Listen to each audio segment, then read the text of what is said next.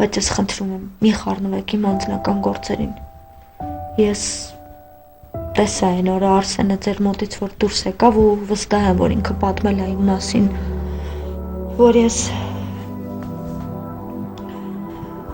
որ հավատքի եմ գնում։ Ալա ջան, ես ինձ երբեք թույլ չեմ տա խառնվելու քո անձնական կյանքին,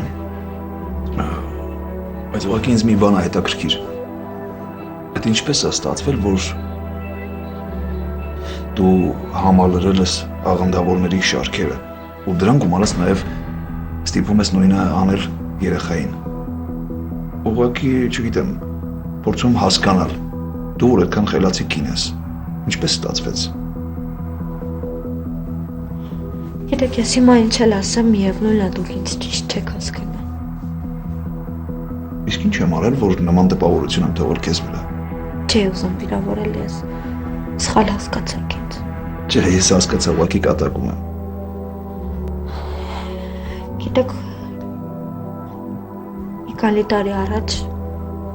ավտով թարից ամուսինս մահացավ։ Ես ու աղջիկս մենակ մնացինք։ Ես շատ ծանր դարահամուսնուց կորուստ ու երկար ժամանակ չէի կարողանում ուշքի գալ։ Հետո մենք հանդիպեցինք մի կնոջ, որը շատ հաճախ գալիս էր մեր տուն, զրուցում էր։ Հետո մենք սկսեցինք գնալ իրենց տուն ու ես շատ թեթևացա դրա խոսքերից։ Հետո ինքը մեզ առաջարկեց հաճախել ժողովների ու մենք գնացինք։ Ու պատկերացրեք, որ ես ինձ շատ լավ եմ զգում, շատ թեթևացած, ես գտա իմ վերածնունդը հավատքի մեջ։ Իսկ դու երեխայի մասին մտածել ես, որ ինքը երբ որ մեծանա, կարող է քեզ մեղադրի, որ իր փոխարեն դու ընտրություն ես կատարել։ Չէ, ինքը ինձ չի մեղադրի։ Ես վստահ եմ, որ ինքը մեծանա կհասկանա, որ ամենամեծ հարստությունը դա հավատքն է ու ճանապարհը դեպի հավիտենական կյանք։ Ալլա, քո պատմածներից ես միայն մի բան հասկացա, որ դու կորցնելով ամուսնուդ ծանր հոգեկան ապրումների մեջ ես եղել։ Ու այդ ժամանակ դու կարիք ես ունեցել ամենատարական զրուցակցի։ Եվ հենց այդ ժամանակ քեզ հանդիպել է այդ կինը, որը համտորեն օգտվել է քո հոգեվիճակից և ինչ-որ քարոզների շնորհիվ քեզ կարողացել է համալրել աղանդավորների շարքերը։ Այ Ալա ջան, ես մի բան եմ ուզում հասկանալ, էլ եմ կրկնում, որ դու այդքան հասկացող կին ես, ուղղակի զարմանում եմ դու ոնց ես թույլ տալիս, որ ինչ-որ մարդիկ քարոզներով կարողանան ազդել քո վրա ու ստիպել հավատալու քեզ մի շարք բաների, որը սթափ դատող մարդկանց համար ուղղակի ծիծաղելի է։ Ինչ եք այդպես ասում։ Ալա, իսկ դու երբևէ քեզ հարց տվել ես, ինչ կլինի մեր երկրի վիճակը, եթե յուրաքանչյուր մարդ, ով դժբախտություն է կրում, հետո սփոփանք գտնի աղանդավորների շարքերը համալրվելով։ Ինչ կլինի, հա? Չէ։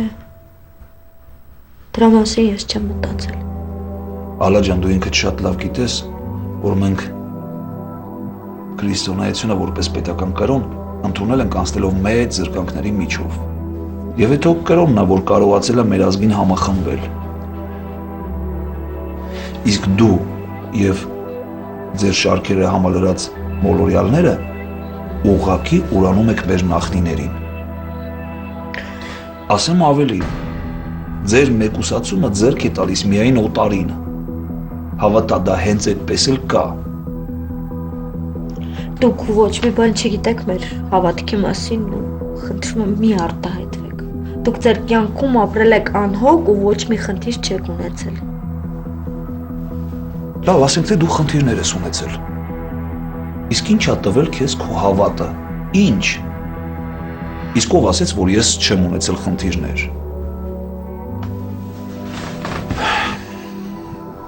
Ալա ջան, ես 16 տարեկանում կորցրել եմ ծնողներիս։ ապրել եմ տատիս, պապիս հետ։ Ինքնուրույն սովորել եմ։ Հետո ընդունվել եմ բու։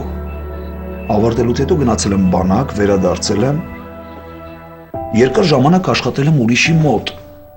Հետո կոպեկ հավաքելով կարողացել եմ մի բանի հասնել։ Ես կարծում եմ, Ալլա, որ յուրաքանչյուր մարդ, յուրաքանչյուր պահի պետքա հավատա Աստծուն եւ հենց իր ուժերին։ Այդ ժամանակ ամեն ինչ կարգին կլինի։ Բայց ես հավատում եմ, ով ասաց, որ ես չեմ հավատում։ Իսկ ում ես հավատում։ Ում։ Ալլա ջան, զարմանում եմ, ոնց կարելի է հավաքվել ինչ-որ տան մեջ, լսել ինչ-որ մեկին, որը չգիտես իրան ում տեղն է դնում, ու որ իր քարոզներով հիպնոսացնում է մարդկանց, ազգը պառակտելու եւ լավ փողեր աշխատելու շատ լավ միջոց են։ Չէ, այդպես մի ասեք, դուք ոչ մի բան չգիտեք։ Ճիշտ է, մենք 10 անորդ հավաքում ենք, բայց դա մեր եկեղեցու վերանորոգման կամ ինչ-որ պետքական իրեր գնելու համար է, ու հետո դա մեզ ոչ մեկ չի ստիպում, մենք մեր կամքով ենք տալիս։ Հա, դե իհարկե։ Իսկ մտավախություն ունենում եք, չէ, որ 10 անորդը չեք վճարում, որովհետև կարող է ձեր եկամտի աղբյուրները սպառվեն։ Իսկ ում են պատկանում այդ հսկայական շենքերն ու կառույցները, որտեղ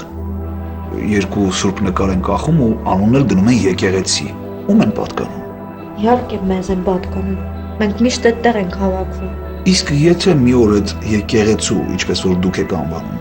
սեփականատերը, չգիտես ինչ պատճառներով որոշի երկրից գնալ, ինչ կլինի այդ կառույցների հետ, որոնք ձեր փողերով են սարքվել։ Նա կվաճառի ու կամ ձեր պես միամիտ հավատացյալներին իշահ իրեն ինչպես ուզի կօգտագործի։ Չգիտեմ։ Հավատա, որ հենց այդպես էլ կլինի։ Ալլա, յուրաքանչյուր աղանդ դա լուրջ վտանգ է մեր երկրի պետականության ու մեր կրոնի հանդեպ։ Ամեն անգամ հավաքի գնալուց առաջ հիշի, որ դու հայ քրիստոնյա ես։ Ես խնդրում եմ ձեզ, Վահե ջան, ես ձեզ լսեցի, բայց էլ մի շարունակեք, հա, դա իմ անձնական հարցն է, ես ինքս կարամ լուծեմ, Աստված ձեզ հետ։ Լավ, ինչպես կուզես, Ալլա ջան։ Ուղղակի ես կուզենայի, որ դու հրաժարվեիր քո ներկայիս կարգավիճակից։ Եվ հետո հունվարի 6-ին չնշելը ուղղակի մեղք է։ Ցանկալի է, որ գնաս եկեղեցի, պատարակ լսես, որովհետև Աստված իր միածին որդուն ուղարկեց, որ մենք իր շնորհիվ փրկվենք։ Իսկ երբ որ մենք շեղվում ենք մեր հավատքից, մեր կրոնից, մենք ուղղակի մեղք ենք գործում։ Եվ հետո դստերը դու մեկուսացնում ես հասարակությունից։ Ես համոզված եմ, որ դու հետո զղջալու ես դրա համար։ Լավ, Ալլա ջան, կներես, շատ խոսեցի։ Հիմա գնամ։ Ցանկանում եմ, որ շուտ ապաքինվես ու գաս աշխատանքի, դու մեզ պետք ես։ Խոսքով ընկանք, ես մոռացա քեզ սուրճ առաջարկել։ Ոչինչ, Ալլա ջան, մենք շատ կարևոր հարցերի մասին խոսեցինք։ Իսկ սուրճ միշտ կհասցնենք խմենք։ Դե դու ապաքինվի, ես գնամ։ Շատ շնորհակալ եմ, որ այցելեցիք։ Խնդրում, Ալլա ջան։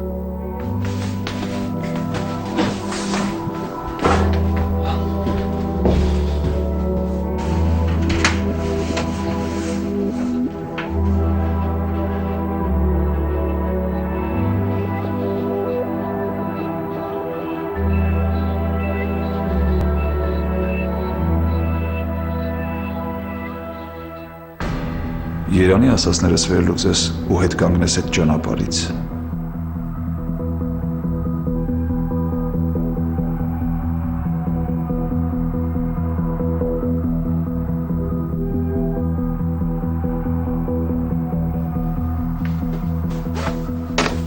Մամա, վեր է ջաջը։ Իմ տնօրենն էր բոլորս։ Մամ, ինքը լավ մարդ էր։ Մամ կլինի իջնեմ բակ, մեր բակում տոնածառ են դրել, ուզում եմ նայեմ, բայց չեմ մոտիկանա, հեռուց կնայեմ։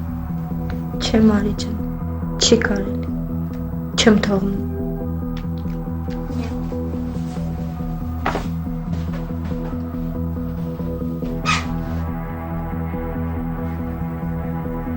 Մարի, Հա մամ, բալես եթե ուզում ես, իջի, մամ թույլ ես տալիս։ թույլ եմ տալիս։ Բայց տակ հագնվի նորից չի, հա, որ չմրսես հանկարծ։ Լավ,